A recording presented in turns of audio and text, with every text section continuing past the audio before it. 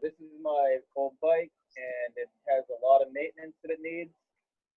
So we'll look through some of the problems and talk about how it's not quite rideable yet and what I need to do to fix it. And we can go through some of those things. And if people have any questions that they want to ask me specific about their bike, we can talk about that as well.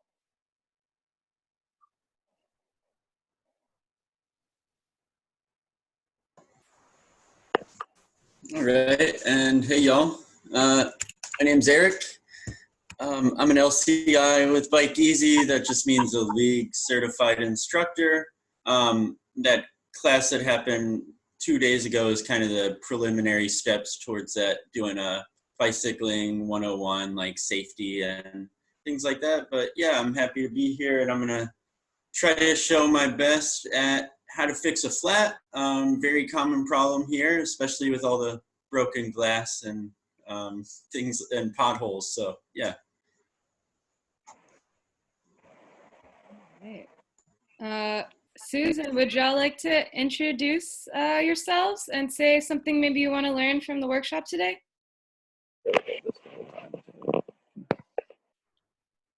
How do you get yourself on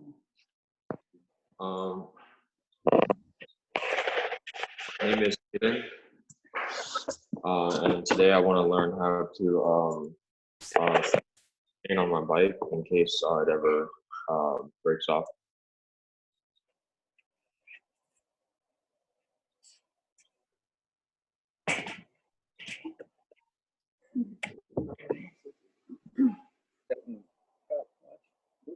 Ashlyn, would you like to introduce yourself and anything you want to learn today? Hey everyone, I'm Ashlyn Dice. I run a bike and pedestrian safety program in Baton Rouge. Maintenance is not my expertise, so I'm just here to learn whatever I can. Awesome. Cool. So I'm gonna let Woody take it away with some of the basic maintenance and things you want to check on your bike. So go ahead, Woody. All right, do you want to show my video real quick?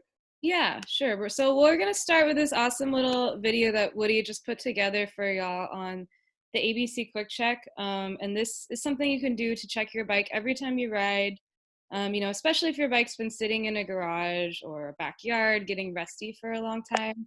This is a way you can make sure your bike is safe to ride. And we do this because it's a lot better to, you know, diagnose any problems on your bike in advance rather than having your bike break down in the middle of the road, putting you in potentially a really unsafe situation. So always checking to make sure your bike is safe to ride, comfortable to ride is super important because, you know, if you're gonna have any issues with comfort or your bike breaking down, that's gonna be a huge barrier to riding your bike. And of course we want more people on the road. More people on the road makes it safer for everybody riding.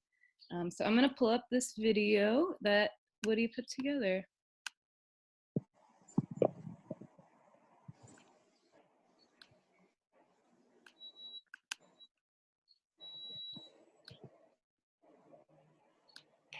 A is for air. Your tire should be about as tight as a basketball. Squeeze it on the sidewall. Then spin your wheel to make sure your wheel is not rubbing on the brakes. It's very important to not rub on the brakes. Then squeeze your brake lever to make sure it's not too loose or too tight. You should be able to squeeze it with 2 fingers without hitting the other 2 fingers. That brake is good. This brake is not. You can see that it hits my other 2 fingers, which means it's too loose. Repeat step 1 and 2 for the rear wheel, and then we're gonna check our chain. I'm making sure that my chain stays on and spins and isn't clicking or falling off for my ride. Last, I want to check my quick releases. I have a quick release wheel and I got a quick release on my seat. The wheel is very important to make sure it's all the way up in the dropout. I'm loosening and tightening the quick release on the ground. A is for air. Your tire should be about as tight as a basketball. Squeeze it on the sidewall. Then spin your wheel to make sure your wheel is not rubbing on the brakes. It's very important to not rub on the brakes. Then squeeze your brake lever to make sure it's not too loose or too tight. You should be able to squeeze it with 2 fingers without hitting the other 2 fingers. That brake is good. This brake is not. You can see that it hits my other 2 fingers, which means it's too loose. Repeat step 1 and 2 for the rear wheel, and then we're going to check our chain. I'm making sure that my chain stays on and spins and isn't clicking or falling off for my ride. Last, I want to check my quick releases. I have a quick release wheel and I got a quick release on my seat. The wheel is very important to make sure it's all the way up in the dropout. I'm loosening and tightening the quick release on the ground. Okay, I let it play through twice. It happened so quick. Yeah, it was kind of a quick video. Yeah, what did you want to maybe go into some more detail about each of those steps of the ABC Quick Check? Yeah, I'll do that. Okay, sounds good. So, is the video back on my camera? Okay. There we go. Yeah. All right, so first, the air. I don't have a gauge right now. My dad's gonna hold the camera. I don't have an air gauge on this pump. This is the pump that I have.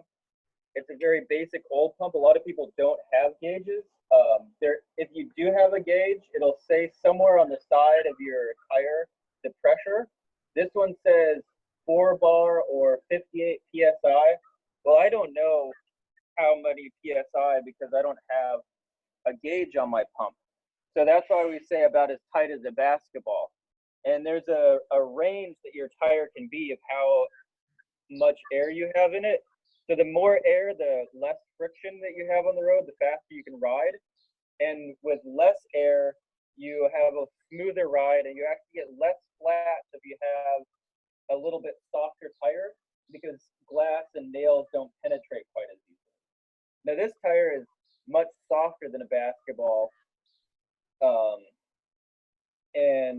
I need to add air. So I'm gonna take my pump. This is the head of my pump. It's got a little lever here that goes up and down.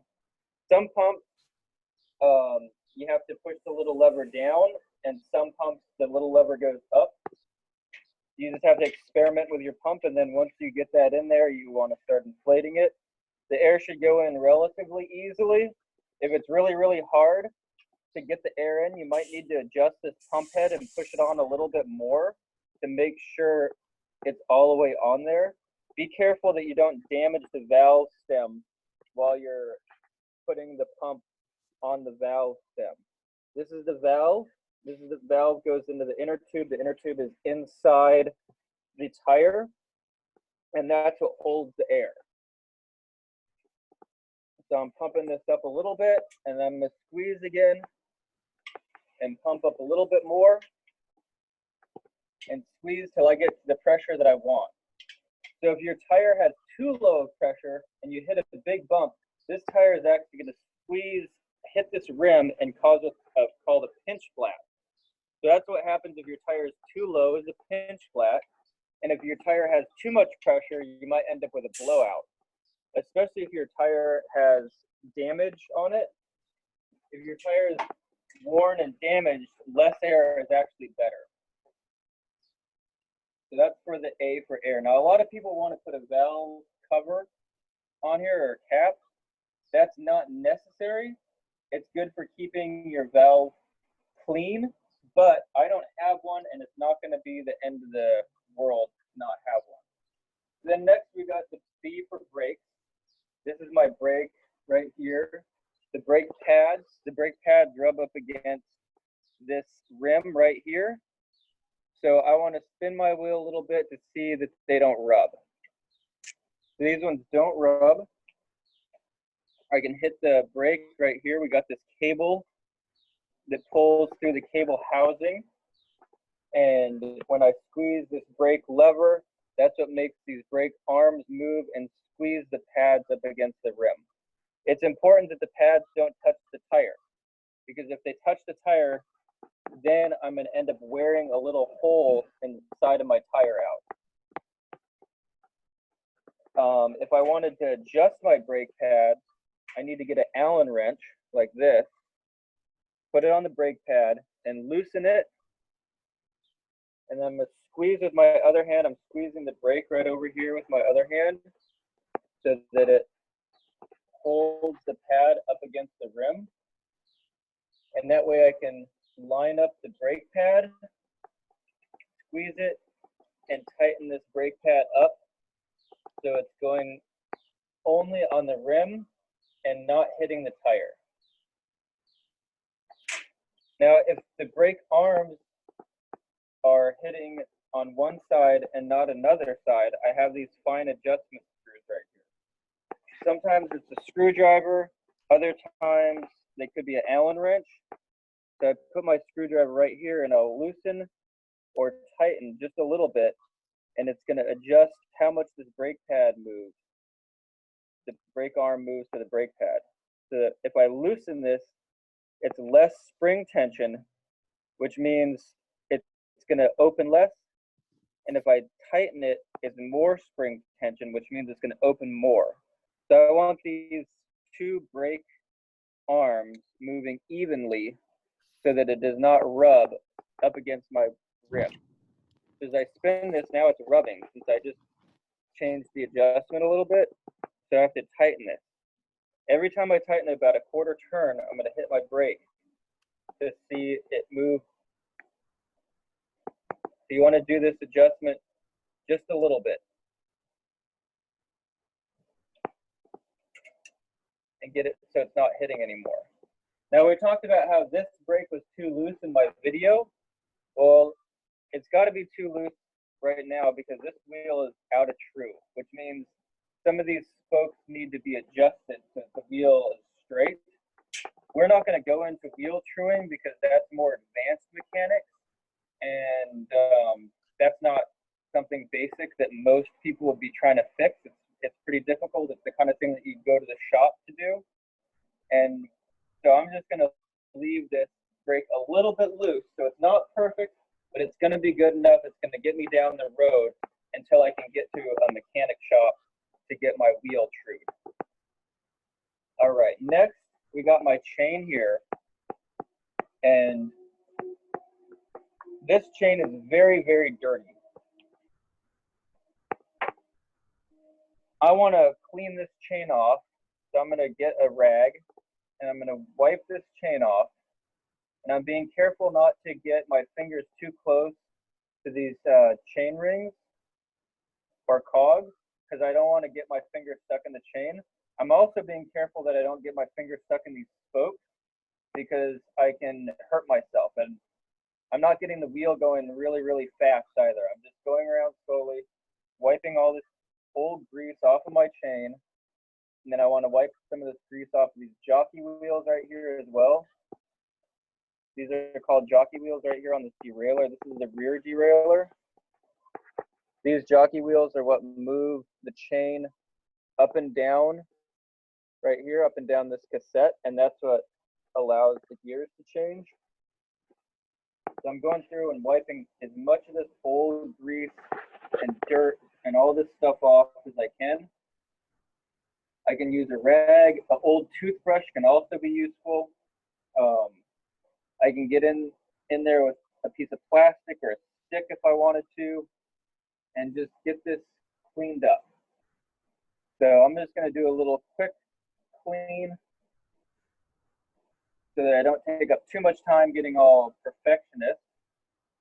And then I'm going to get some oil. So I have this, which is this liquid red penetrating oil. This is not the best thing, but it's all I've got right now. It's similar to a WD-40. Something that would be better would be a 3-in-1 oil.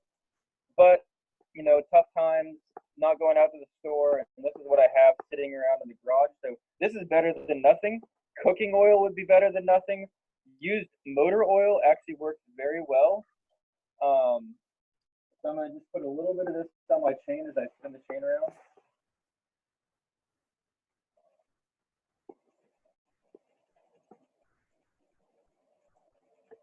There we go, just getting a little bit on there and trying to get as little on my rim as possible.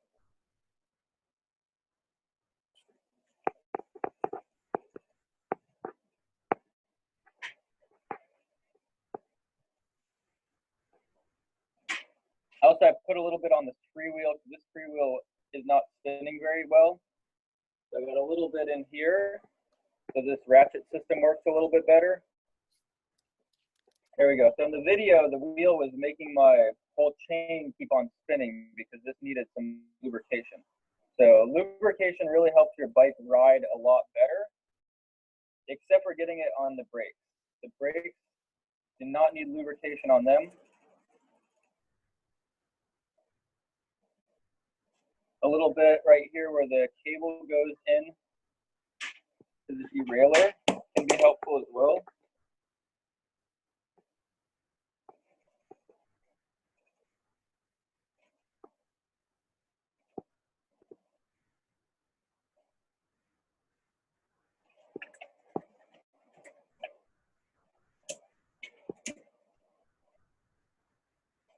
And I'm shifting through my gears.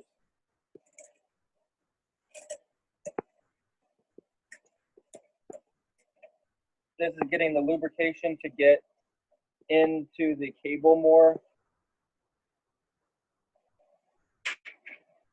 And now I want to wipe off all this excess oil.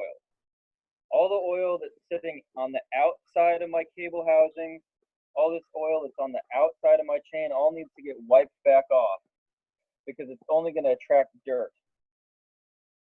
And wiping off all this excess oil actually helps clean it even more. So I cleaned it one time to get the big chunks of grease and dirt off. And now going through with this lubrication and cleaning it the second time, I'm getting even more dirt off. And I'm getting all this excess lubrication off of my chain.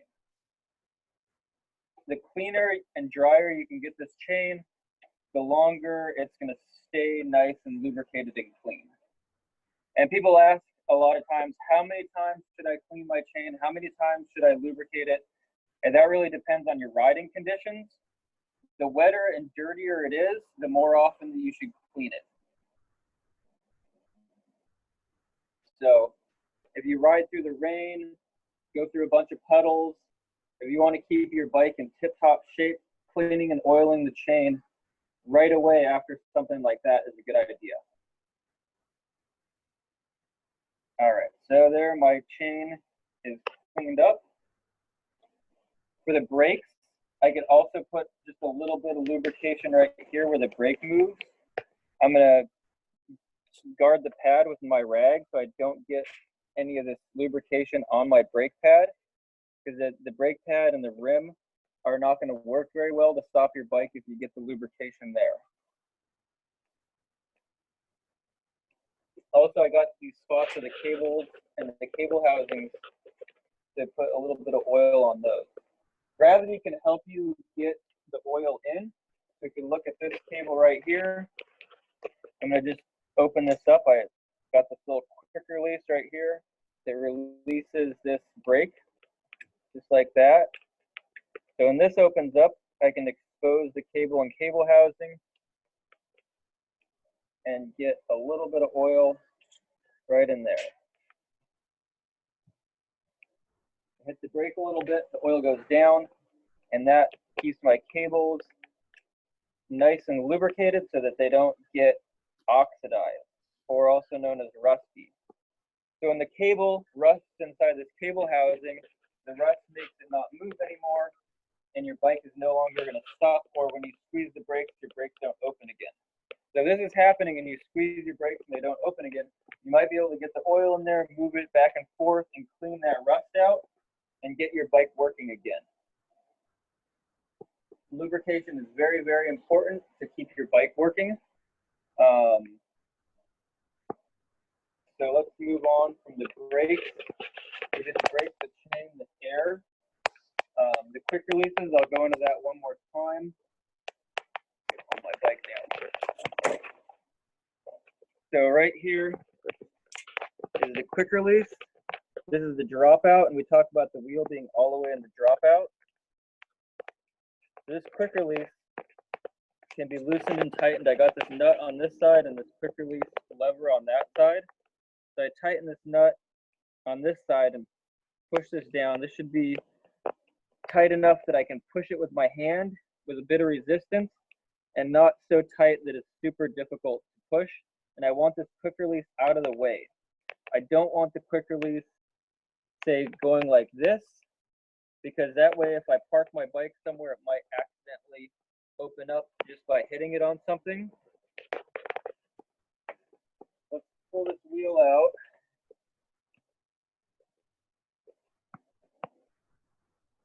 So I can show everyone exactly where the dropout is. this groove right here, this is the dropout. This is where the wheel sits in, and you want to make sure that your axle is right up here against the dropout.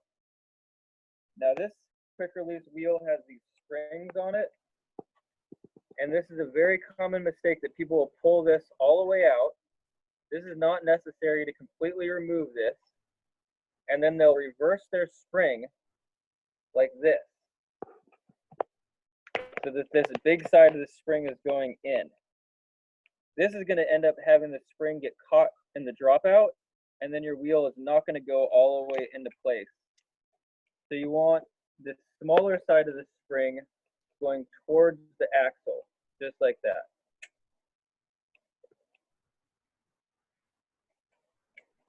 So I'll repeat, it's not necessary to take this quick release all the way off when you remove a quick release wheel. A lot of times people take the quick release wheel off so they can put their bike in a car more easily. You don't need to remove this quick release completely. It's just going to cause you more hassle in the future. All right, so I'm tightening this nut back up so it's snug.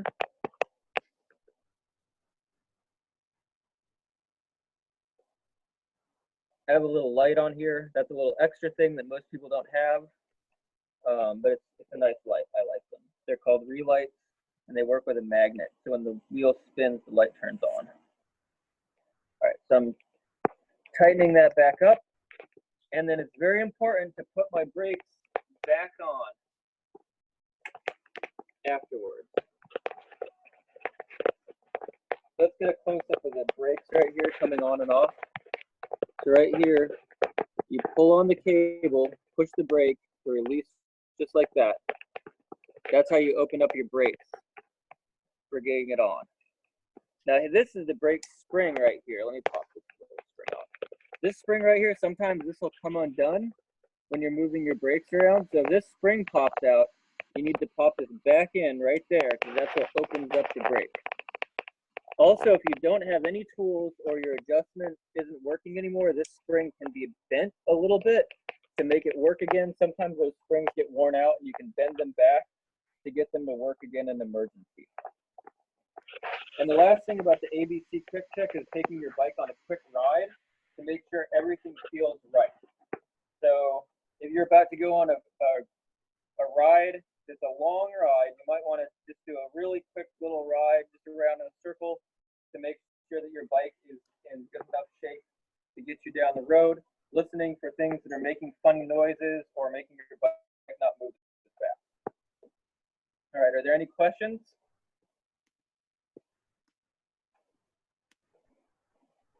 Any questions, y'all? That was a lot of information, I know.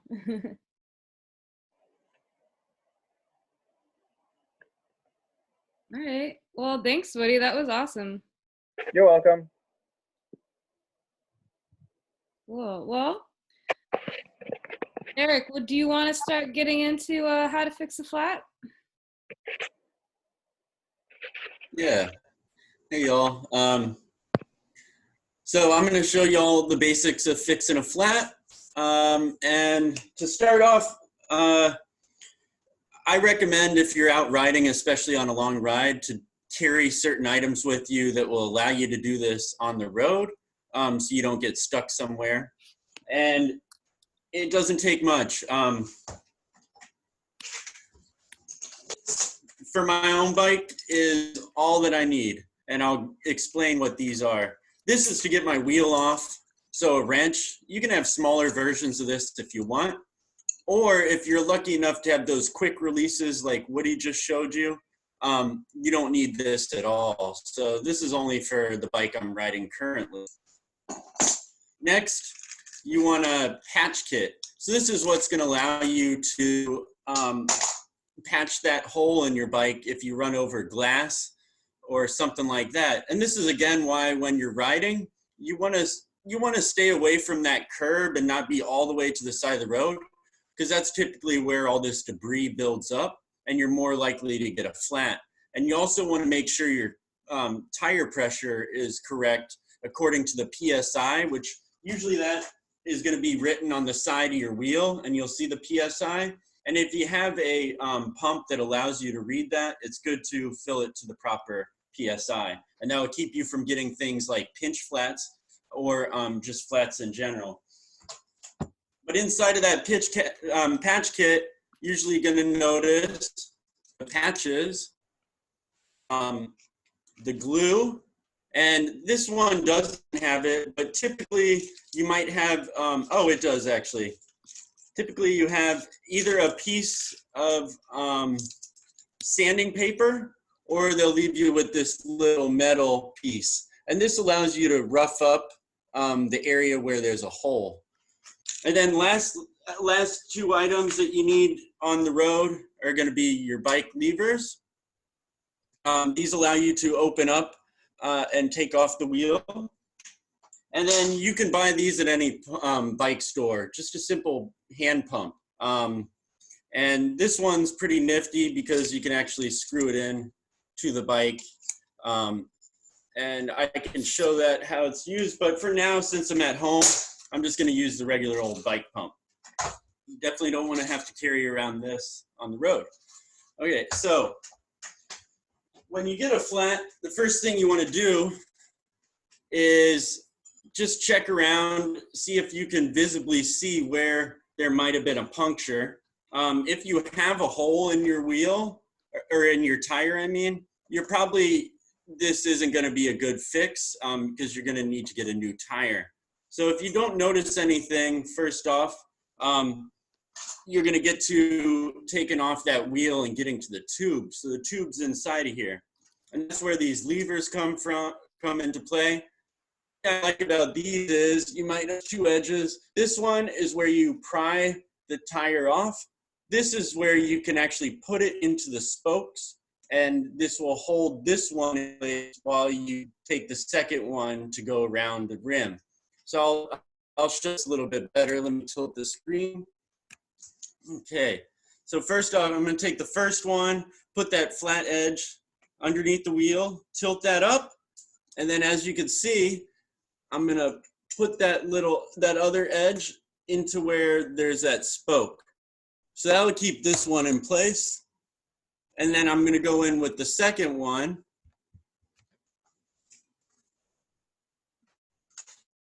Put it about 6 inches away, and you're gonna pull up, and now I've got that edge of the tire going over the rim. Then you're gonna actually just run this around, and this is taking off just one side of the tire from the rim. You don't want to take off both sides. You can actually do everything we're going to do with just having one side off. You can see I have a little rust damage here. That's another thing you got to pay attention to. So now that's loose. And I recommend taking it and just pulling it out. And so now I'm pulling out that tube. And I pull out until I'm to this point where your valve is. After you get to that valve, you can actually push that under and pull it out.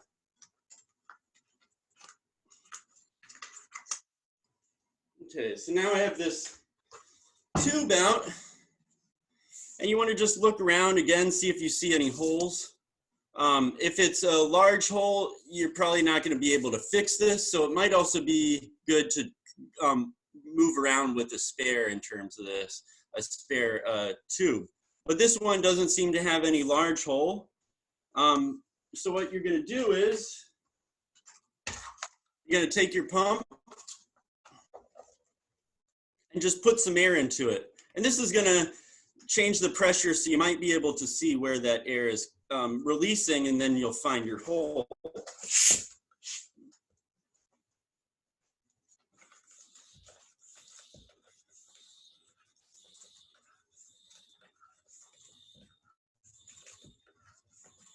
Right. And afterwards, it's good to, you can almost sometimes put it up to your ear, and sometimes you'll be able to hear the hole or the air being released. Or you can sometimes feel it on your face, because the skin on your face is a little more sensitive than your hands, which are usually a little more calloused.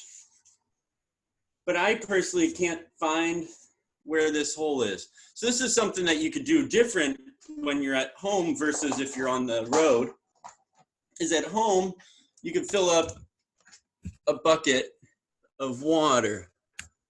You might notice it right there.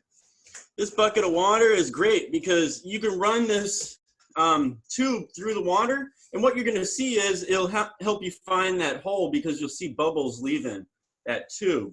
So I would run this through slowly and see if I can't find where it is. Also, if you are on the road, all you need is a water bottle, and if you have some soap, that's the best. Just make a light mixture and you can rub it on your inner tube, and that sometimes helps you see the bubbles coming up as well. So I know for a fact this tire has a really small leak. It's a slow leak, meaning I can get about 8 hours of riding on this thing before it actually goes completely flat, but it's good to just take care of it before you go riding again if you can. And so you could go through the whole tube.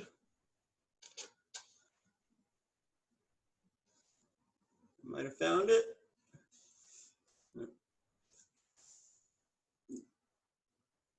Okay, I think I see.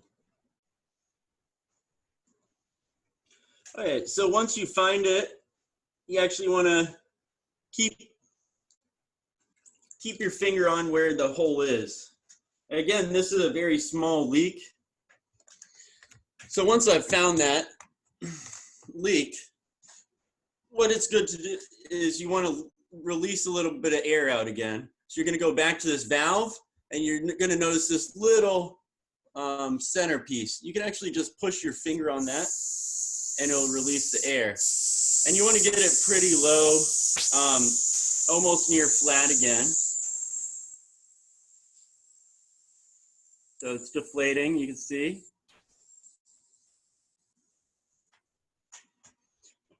Then it's nice to have something like paper towel, or you could use your shirt, whatever, if you're on the road, but you want to dry that area where you just found your hole. Once you dry that, this is where that piece of sandpaper or this metal piece comes into play. So this here allows you to rough up the area. So you're going to scratch the tube in that area, and that just roughs up the rubber. So when we use the next steps, that patch is going to stick way better here. So I rough up that general area. After you do that, you're going to grab this. This is rubber cement, basically. And this is what's going to fix your patch to the tube and cover that hole. So you're going to take this. A lot of the times you'll notice it's closed up here. You just take the other end of the cap, push it through. That will open up. And then you're going to grab this and put it around that roughed area where the hole is. If it's a big hole, you'll actually see it still bubbling up where that hole is. But again, this is a very small puncture. It has the general directions on the patch kit typically. And it'll usually tell you how long to wait, and it tells you what comes in the package and things like that. Usually you want to let this sit until it gets pretty tacky. So give it about 2 to 5 minutes, I think, is usually the recommended time. So I'm actually going to take this and set it aside right now. And then what I'm going to do is I'm going to go back to the wheel, because you want to know why that got punctured. If you can't see any piece of glass or metal on the outside of the tire, then you might actually have a problem inside of the tire. I recommend using a piece of cloth or napkin to run inside of that tire all the way around. And this is going to be in case there is a piece of broken glass stuck in here, you're going to be able to knock it out. so you don't get a flat immediately after patching this. You want to make sure there's no, again, pieces of glass inside of there. Some people I've seen actually use the tire lever if they do find a piece of broken glass, and that can get it out. Because the last thing you want to do is use bare hands. I've done this trying to find something, you cut yourself, and then you're bleeding, and that's not helping your process at all. So I wasn't able to find anything in there. You can also check your spokes, like Woody was talking about. You might notice loose spokes. Sometimes that spoke will actually be pushing up from the spoke into the tire and into the tube. So you might actually get a flat from that spoke if you're not careful. So that's another thing you want to do. So I couldn't find anything, so I'm not sure why I got a slow leak, but we found the hole. But at this point, you can now go back to the tube. At this point, it is tacky. You can give it a touch. You'll see that now it's very sticky. You're gonna find a decent sized patch that fits to the size of the hole. So you have different size patches. These are two of the larger ones. All I need for this one is gonna be the smaller one here. Generally, you just take off this metal backing to it.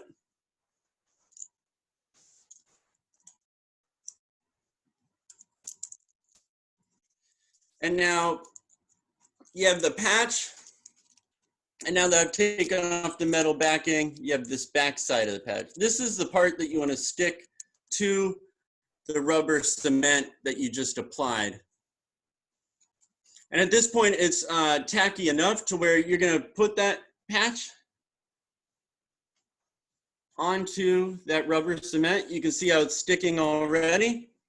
And then you're going to actually push that in. And again, make sure it's dry if you did that water check.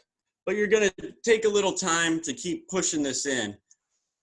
And this way, you get all areas of this patch covered with that rubber cement, and there's not any leaks coming out from it either. And you're going to work that in. And you want to do it right so you don't have to go back all over again. Some people recommend pulling this paper off afterwards. I don't. I usually just leave this on because a lot of the times I notice when I try to pull off this upper layer of the patch, it ends up pulling the patch off with it. So you don't have to worry about that excess paper. I just leave it on, to be honest. You're going to do that for around a minute. And then you're going to go back to your pump now.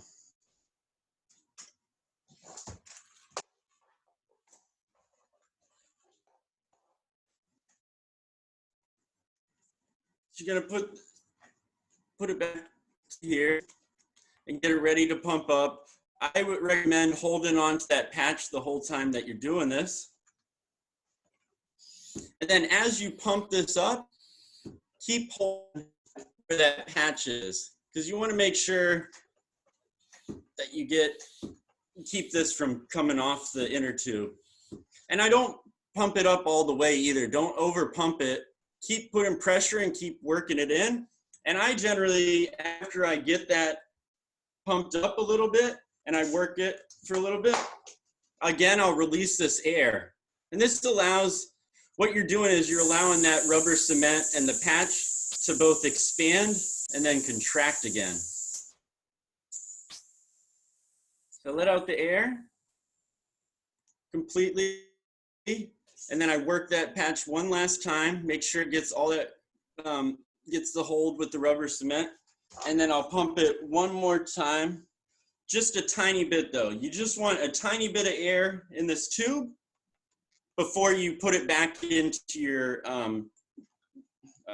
back around your rim and into your tire. So I just got a little bit of air and it's holding. So now I don't even have my thumb on that patch. If you want, you can go back before you put this into your bike wheel. You can go back and check it in that water, but because of time, I'm just going to leave it at that. So now you're ready to put this back into your wheel. I generally like to start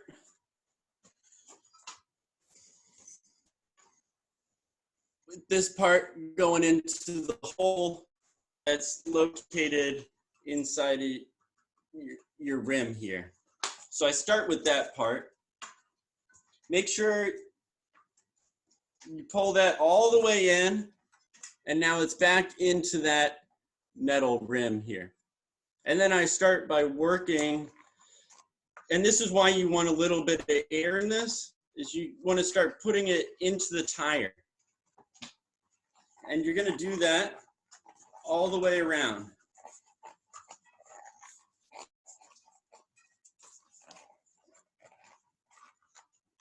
And be extra careful where you just patched it when you're putting it under that part of the tire, because again, you don't want to rip that patch, because then you'll have to go through all that work all over again.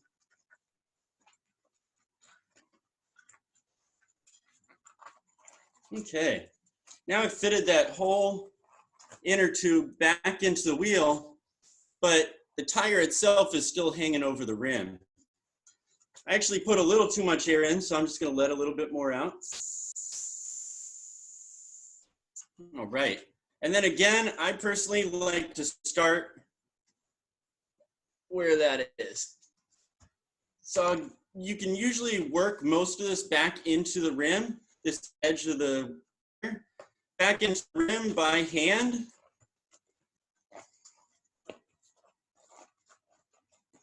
And keep on pushing that tube up into the tire as you do so.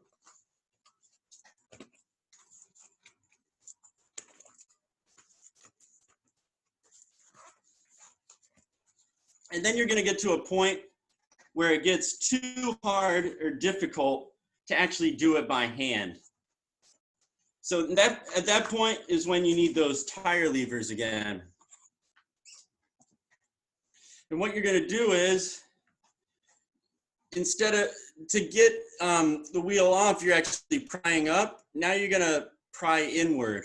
So you're actually going to take this tire lever, go under that part that's still hanging over the rim. You're going to go under, and this is a very important part. Make sure you're not snagging that tube that you just pumped up when you're doing it, because otherwise you puncture the tube as if it gets caught between the rim and your levers. So I can feel that there's none hanging over here. So you're going to start by just, you can hold this one now. Oh, it all popped in. So I just got it actually. Sometimes you need to and go in with your second lever in order to get the last bit. But now that we got the tire completely inside of the rim, the last thing you want to do before you pump it up is just go around, and you can actually look and just make sure that that tube isn't being pinched again between the rim and the tire. Because if it is, again, you can get a pinch flat, and you're going to have to do all this work all over again, or you might not be able to use that tube. So I don't see anywhere that is hanging it over. So now you just pump it back up. Again, a lot of on the side of the tires, a lot of the times you'll be able to find the PSI. So I'm going to look, and this says, recommended inflation pressure 55 PSI. Since I'm not using that hand pump for the side of the road, this actually has the PSI dial right here. So I'm just going to fill it to 55. And again, it's smart to pump it to that PSI. If you can't do that, or you don't have a pump that has that, do what Woody said and check it on the sides. Never check it on the top. You're always going to pinch the sides and get it to that basketball pressure. But now I'm ready to pump it up.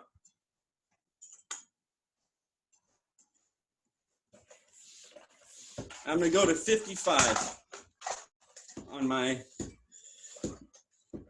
gauge here.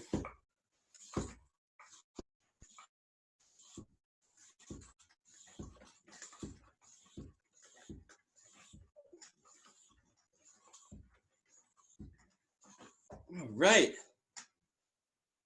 So I just pumped it to 55 PSI. And now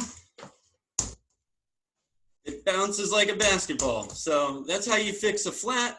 Again, if you're at home, you can use that water method amongst other things. But if you're on the road, I always recommend having the tools you need. It's going to be a hand pump. If you don't have quick release for your wheels, you're going to need a wrench of some sort. You're going to need that patch kit. And lastly, those tire levers. And with those 4 items, you're going to be able to fix a flat on the side of the road. So hopefully that was helpful to y'all. Thank you. Thanks. That was awesome. Yeah. So, as he was saying, this is one of the most common mechanical problems you're going to have on your bike. You're going to save yourself a lot of time and money if you have this stuff. And some people, if you don't want to deal with patching your flat right in the side of the road, one thing also you can do is just carry a spare tube with you.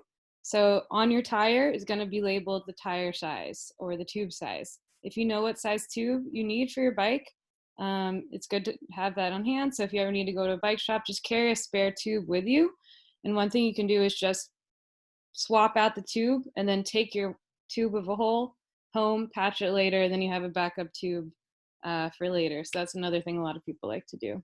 They do make glueless patches. Those work okay. I think the glue kind are the sturdiest, but it's kind of up to your personal preference. Anyone have any questions about that? Hopefully you guys could have your own bikes you could try at home to do some practicing. Anyone have any questions about that? Cool.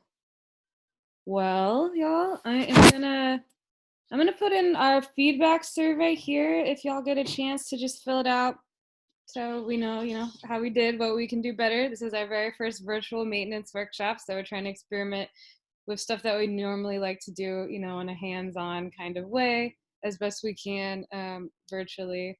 So thanks y'all for tuning in. We did record it, so we're gonna post it. So if you guys want to review later, if you're like, oh, I saw this thing, but I need to watch how Woody cleaned his chain, we're gonna start posting to our Bike Easy YouTube channel next week. So we'll have this and then the other workshops we did virtually up as well. So thanks again. So just as a review, ABC Quick Check, you always want to check, make sure your tires are fully inflated, your air. You want to make sure your brakes are working, make sure your chain's on, it's not rusty, make sure nothing's going to fall off your bike. And if you know how to fix a flat, all this stuff's going to keep you safe and keep you rolling out on the road. So, feel free to reach out to any of us if y'all have any questions about anything, bike maintenance related or otherwise, and hope to see y'all out on the road. And thanks, Eric and Woody, for all the great information. All right. Thank you, Laura. Thanks. All right. Bye, everybody. Bye. Bye, everybody. Thanks for joining.